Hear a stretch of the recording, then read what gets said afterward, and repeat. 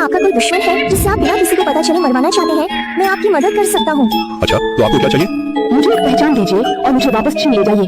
अगर तुम्हारी आत्मा मुझे समर्पित हो जाए तो भविष्य में मैं तुम्हारे हाथ की एक तलवार बन जाऊंगा। तुम जिसे मारने को कहोगे मैं उसे मार दूंगा और कोई भी सबूत नहीं ढूंढ पाएगा। क्या आप समर्पण करना चाहेंगे? क्यों ना पहले मेरी काबिलियत देख लें, फिर निर्णय लें।陆先生，求求你饶了我吧！修复液都给你，实习足够你用很久了。看在我配合的份上，你让那个魔鬼饶我一命，求你了。सर, क्या आपको इंग्लिश डरावनी लगती है? कृपया रास्ता दें, आप रास्ता रोक रहे हैं। शुआंग शुआंग, मैं हूँ, बहुत समय हो गया। हाँ, विदेश में पढ़ाई इतनी व्यस्त है, फूस साहब के पास वापस आने का समय कैसे मिला? इस बार मैंने पहला स्थान प्राप्त किया तो सोचा छुट्टियों में वापस आकर देख लूं और साथ ही तुम्हें भी देख लूं। क्या हम बैठकर बात कर सकते हैं? क्या सच में? लेकिन मुझे नहीं लगता कि एक विवाहित महिला के पास एक अविवाहित पुरुष से बात करने के लिए कुछ है। उस समय मेरे पास मजबूरी थी, मैं विदेश जाकर पढ़ाई पूरी कर तुम्हारी मदद करना चाहता था। तुम्हें जानबूझकर नहीं छोड़ा था। मुझ पर विश्वास करो शुआंग शुआंग। कोई जरूरत नहीं, मुझे अतीत में कोई दिलचस्पी नहीं है। भले ही मजबूरी हो, वह सिर्फ तुम्हारी मजबूरी थी, मेरा उससे कोई लेना देना नहीं। एक दूसरे के लिए कुछ अच्छी यादें छोड़ दें। सच में झगड़ा करना बहुत बुरा होगा ताकि बाद में और भी बुरा न हो। अरे मालिक, आप यहाँ कैसे? अभी क्या देख रहे थे? हाँ किंची, तुम बाहर कैसे आ गई? कुछ नहीं, बस अभी एक शिकार देखा और वह अचानक गायब हो गया। ये सच में परेशान करने वाला है। थोड़ा सावधान रहो, कोई असामान्यता न देख ले। अचानक पकड़े जाने पर मुश्किल हो जाएगा। ठीक है मालिक, चिंता मत करें। कहीं बुशरा को पता नहीं कितनी देर तक नींद आई। हल्की ठंडक महसूस हुई। अचानक उन बुरी नजरों से सामना हुआ। आंखें मलकर फिर से खुली तो खिड़की के बाहर कुछ नहीं था। क्या हुआ? क्या मैंने गलत देखा? कहीं साहब, 9 बज चुके हैं। क्या आपको जल्दी घर जाकर आराम नहीं करना चाहिए? मुझे लगता है कि आपकी तबीयत ठीक नहीं लग रही, थोड़ा आराम कर लें। कोई बात नहीं, बस आज मीटिंग ज्यादा हो गई, इसलिए सिर दर्द हो रहा है। क्या इस फ्लोर टू सीलिंग खिड़की के बाहर कोई निगरानी कैमरा है? बाहर कोई निगरानी नहीं है, आपके ऑफिस में भी नहीं। अगर जरूरत हो तो मैं कल किसी को लगा दूंगा।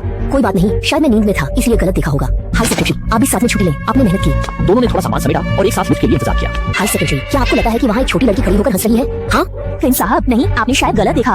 ऑफिस में गलत देखना संभव है, लेकिन अब मैं पूरी तरह से जागरूक हूँ। मेरी आंखें भी ठीक है, गलत नहीं हो सकता। ये ताबीज मास्टर ने बनाया है, बहुत प्रभावी है, इसे अपने पास रखें। शुआंग ने उस दिशा में कदम बढ़ाए जहाँ उन्हें देखा था। दोनों ने एक चक्कर लगाया लेकिन कुछ असामान्य नहीं देखा। काइन साहब, क्योंकि कुछ असामान्य नहीं है, शायद आपने गलत देखा होगा। चलिए जल्दी नीचे चलते हैं। चलो हम नीचे चलते हैं। दोनों लिफ्ट के सामने पहुंचे। लिफ्ट में एक मुस्कुराता चेहरा देखकर पैरों से ठंडक उठी।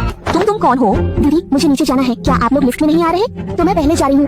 कुछ ही समय में एक ताकत ने उसे सीधे नीचे गिरा दिया, जिससे वह जमीन पर घुटनों के बल गिर पड़ा। आंखों में अविश्वास भरा हुआ। फिर वो शुआंग की ओर देखा। भौहें सिकुड़ी, आंखों में कठोरता थी, कहाँ कोई मासूमियत थी। तुमने मेरे साथ क्या किया? तुम्हारी आवाज अभी ऐसी नहीं थी। तुम कौन हो? मैं तुम्हें क्यों बताऊं? मुझसे दूर रहो, वरना मैं घरवालों से शिकायत कर दूंगी कि तुम एक बड़े आदमी होकर दूसरों को सराहना। ओ, क्या लोगों को परेशान करना है या गैर मानव चीजों को परेशान करना है? बात साफ साफ कहो। एक पेन उसके कंधे में घुस गई। कानों को छीनने वाली चीख सुनाई दी। सुनने वालों की रूह कांप उठी। यिंची ने पंजे बढ़ाए और उसे फाड़ना चाहा, लेकिन छूने से पहले ही वो उछल गई। यिंची ने देखा कि पेन उठाई, फिर से हमला करने के लिए अनायास ही अपनी शक्ति का उपयोग किया और लिफ्ट से गायब हो गई। हाई सेक्रेटरी ने यह दृश्य देखा, आंखें घुमाई, पैर कमजोर हो गए, लगभग गिर ही गई। शांत रहो, वह चीज जा चुकी है। कनकन साहब, आपने कब से तांत्रिक विद्या सीख ली? वह चीज इस फिल्म से बहुत डरती है, क्यों? वो महत्वपूर्ण नहीं है, महत्वपूर्ण ये है कि यह खून सही नहीं है। ये मृत व्यक्ति का खून लगता है, जीवित व्यक्ति का रंग ऐसा नहीं होता। हाई सेक्रेटरी का शरीर लगातार कांप रहा था। नहीं, मुझे इतना मत बताओ, मैं सच में नहीं जानना चाहता, बस अच्छे से काम करना चाहता हूँ। उन अजीब चीजों में मेरी कोई दिलचस्पी नहीं है। कहीं शुआंग ने फोटो खींचकर भेजा और फिर सीधे फोन किया। हेलो पत्नी, क्या तुम मुझे याद कर रही हो? इतनी रात को फोन किया, मुझे तुम्हारी याद आ रही है।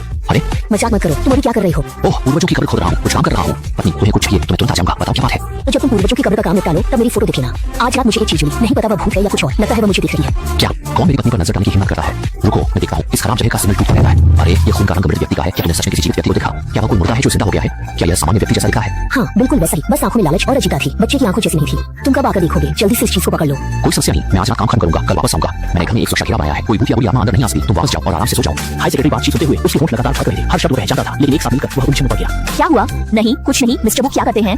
क्या वह साधना करते हैं? ये सिर्फ एक व्यक्तिगत शौक है, कोई समस्या है? नहीं, शौक बहुत अच्छा है।